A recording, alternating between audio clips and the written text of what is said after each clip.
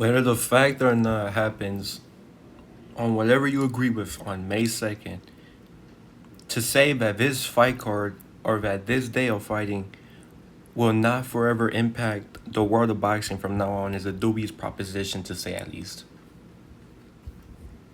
I'm going to go over my predictions, my analysis, and who I think is going to win for the major fights on May 2nd. So obviously, we already know that Naoya Inoue, Juto Nakatani, they're going to be fighting. Benavidez, Zurdo, they're also going to be fighting. But I also want to go through another underrated matchup that is very, it's being like secretive right now. Resendiz contra Munguia. This is a very good fight. And bro, on May 2nd, no less, it's going to be amazing. You have Munguia, who's been there with some of the toughest and best guys. Canelo, Deryachenko. We even got him going against John Ryder, which got him the title shot against Canelo. Then you got Resendiz.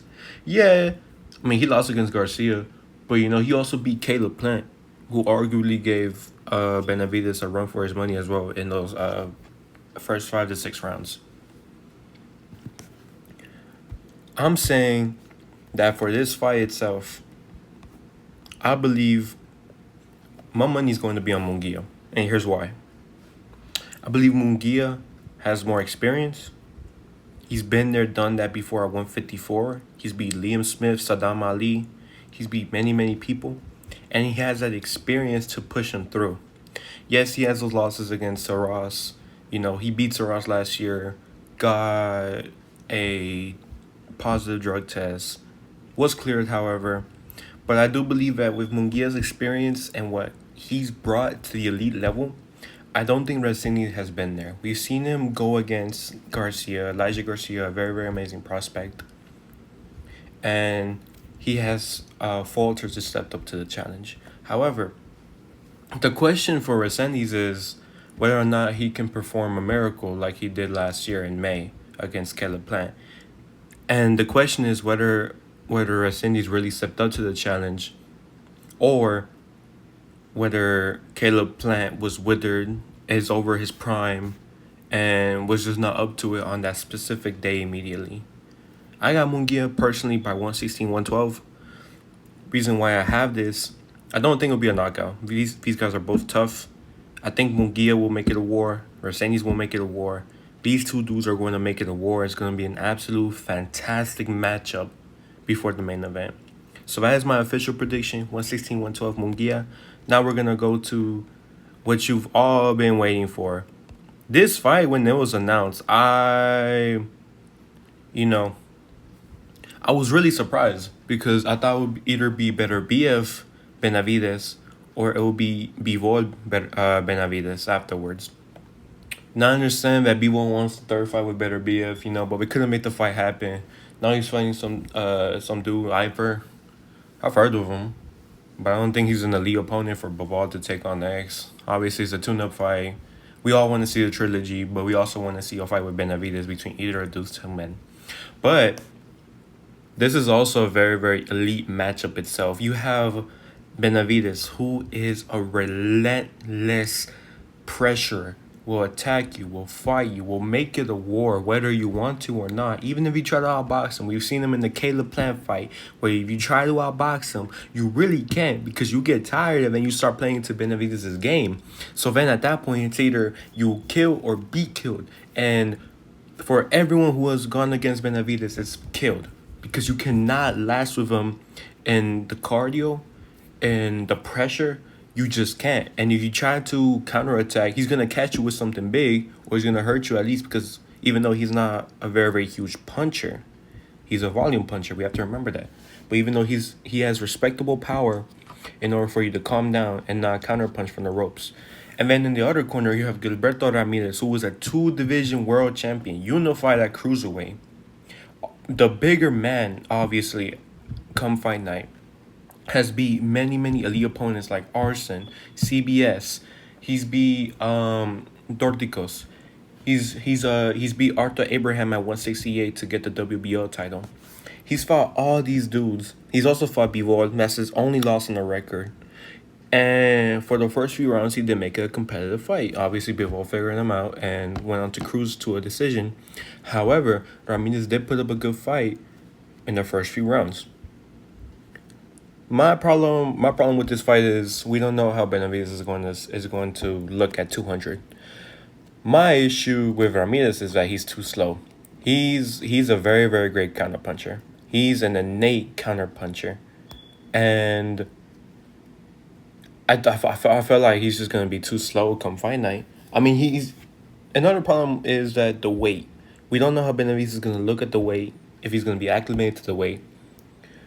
We've seen how he doesn't like to cut weight, and the jump from 175 to 200 isn't just like the other weight divisions where it's like 4 pounds, 8 pounds, 10 pounds. It's 25 pounds. That's a huge jump. And so we're gonna see if the cardio holds up, if the punching power holds up, because we've seen at 175 that the punching power did not hold up. He's been against Kvostik, Morel. Yes, he knocked out Yard, but Yard is also a person that's been knocked out by Beterbiev and Kovalev before in wars. So we don't know if that was a result of Benavidez or if Yard just being too washed or too over his prom to get knocked out like that. But we've also seen Gilberto not have his power hold up at 200. He has respectable power, though. I agree with it. During the CBS fights, Chris Billiam-Smith, he made Chris Billiam-Smith respect him. He made him respect the counterpunching. He made him respect him. Chris Billiam-Smith did not push back.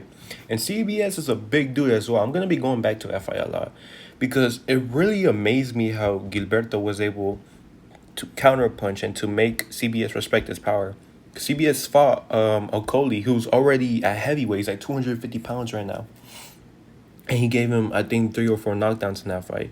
So to see Ramirez go up against someone like CBS and hold his own and win the unified cruiserweight title is an amazing feat in itself. And so this is just a matchup where I see both fighters potentially dominating simply because they have those advantages to each other. With Benavidez, you have the hand speed. You have even the weight. If he gets acclimated to the weight, then there's nothing stopping him. But then again, Ramirez has been to the weight. He's fought bigger punchers. He hasn't fought a volume puncher yet. I don't think he's ever fought a volume puncher like Benavidez. However, he's fought people who have more power and who are also bigger than Benavidez. And so I don't think he will be intimidated, especially because they spar together. We've seen it's sparring at the end of the day, but we've seen how sparring stories lead up, But we've also seen how them sparring stories don't add up to each other. Because if the sparring stories were true, then what's his name? Oh my God, I'm blanking right now. But he fought Jared Anderson. And he fought a Jagba as well, man. Like he was saying how he beat Usyk and so knocked out Usyk and knocked out all these dudes, man. Man, his sparring stories were true, bro. He would be the sparring heavyweight champion of the world, bro. But unfortunately, that's not how sparring works. So for my official prediction of I think who's going to win, based on these statistics and on these abilities, I do believe Benavidez is going to win. And I think it's going to be by decision. I do not think that Benavidez's power will carry up to 200. But I also don't think Ramirez will be able to make the adjustments and tweaks necessary in order to beat, a volume puncher, heavy-handed puncher. He has respectable power. Benavidez has respectable power. But I don't think Ramirez will have the IQ necessary in order to make the adjustments against Benavidez. Who do I got personally? I personally got Ramirez. Reason is, bro, I've been seeing this dude for so long, bro. I just got Ramirez because, if anyone is able to make an upset, it's him. He has great counter punching. He's also able to move. He has very, very good feet. As he's moved up the weight divisions, you will see that at 168, he was a come forward puncher just like Benavidez. But now at 200, where he has bigger guys who have more power than him, he's been able to counter punch on the back foot and move around the ring. Whether or not that movement is going to help him on fight night, we don't know. But if it does, then he has a very, very good chance to just outbox Benavidez, make him look weird, make him look dumb, and just outbox the Mexican monster to a unanimous decision. Me personally, I got Armidas because of those reasons. However, for the logical fact that Benavidez is the favorite, he is the one moving up. He is that guy at 175 because no one wants to fight him. Let's be honest. Canelo didn't want to fight him at 168. Ben Beterbiev and Bivol want to have the trilogy. So then what's the next step? We'll just move up to 200.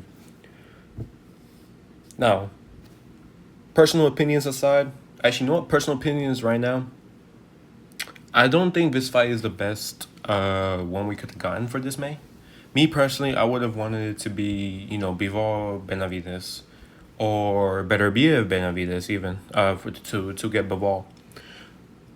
And I would have loved to see, maybe that's a huge statement, like maybe seeing them in the undercard. But it should have been Ramirez Jai Opetaia. And here's the problem with this fight. If Ramirez wins, I think he's just going to continue to duck Jai Opetaia. Opetaia, if you haven't heard of him, he's with Zuffa right now, unfortunately. So I don't know if he's able to fight for a title outside. It's weird because, they're saying that he can, but then everyone else in the promotion is saying that they can't fight for a title. It's just really, really weird. And you also have Hitchens and Berlanga signing with them. Anyway, the problem with this fight is before Opetaia got stripped of the IBF, he's still the ring champion. Ramirez was supposed to fight in a 3-belt unification. But unfortunately, we haven't been able to see that fight over the past 2 years.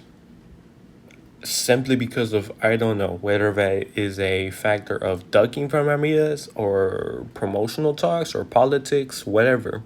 We have not been able to see the fight that we really wanted at 200.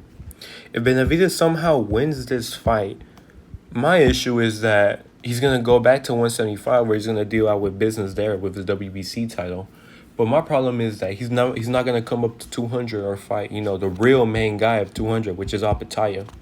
Reason is, now they have an excuse to say that it's promotional talks or it's politics that they can't get the fight, which is unfortunate because the winner should definitely fight against Jai Opetaia to get the ring and then unify with Noah McCallion and then get the IBF, the vacant IBF belt later. It's unfortunate though because I would have Jai Opetaia against any of these dudes, man. To be honest, he's a monster, absolute monster. But this is also going to be a good fight too. So my personal prediction, based on the logic, based on the stats, I do believe Benavidez is going to win this fight. He's a pressure puncher. He's going to pressure you. He's going to make you go through hell. He's not going to give you an ounce of oxygen. He's not going to give you a chance to breathe. And so through these facts, I do believe Benavidez is going to win logically. However, I got Ramirez.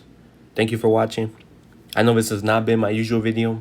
And also, PBC, please do not copyright sue me. Just using your website to show the statistics about their record, their kill percentage, and the weight that they're fighting as well as their height. Please do not sue me. Please, I don't have any money. I'm just using. Please, I'm not affiliated with them. I'm not promoted by them. I'm just using their website as something. This has been a different kind of video. However, if you listen to the very end, thank you for watching. And goodbye.